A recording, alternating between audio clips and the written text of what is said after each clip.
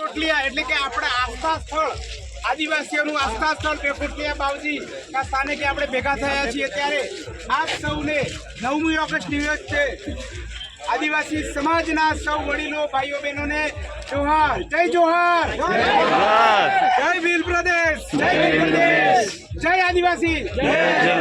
થોડીક 9મી ઓગસ્ટની વાત કરીએ. આમ તો આપણે બધાને ખબર છે કે 9મી ઓગસ્ટ શા માટે ઉજવવામાં આવે છે. 9મી ઓગસ્ટ વિશ્વ સંસ્થા યુનોએ, સંયુક્ત રાષ્ટ્ર સંઘે આ દુનિયા વિશે ચર્ચા કરી, એમાં પર્યાવરણીય પ્રશ્નોને લઈને ચર્ચા કરી ત્યારે અમને એવું લાગ્યું કે આદિવાસી સંસ્કૃતિ, આદિવાસી સમાજ એવો એક સમાજ છે કે જે પર્યાવરણને બચાવે છે, જળ જંગલ જમીનને બચાવે છે. એ સમાજ બચવો જોઈએ, એની સંસ્કૃતિ બચવી જોઈએ. એવું 1982માં 9મી ઓગસ્ટના દિવસે પહેલી મિટિંગ થઈ.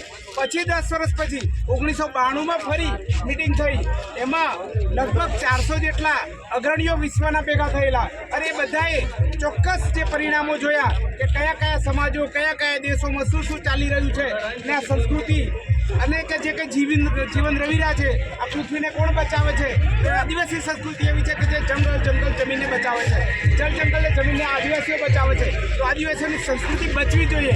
એ નિમિત્તે પહેલી મિટિંગ 9મી ઓગસ્ટે થયેલી અને 9મી ઓગસ્ટ તારીખ જાહેર કરીને બધી સરકારોને કહી, ભારત સરકાર એટલું નહીં, દુનિયાના આદિવાસી જ્યાં છે બધાને સન્માન મળવું જોઈએ.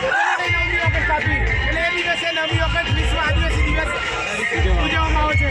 આપણે બધા એને ઉજવીએ છીએ ને આપણે ખુશીનો તહેવાર છે.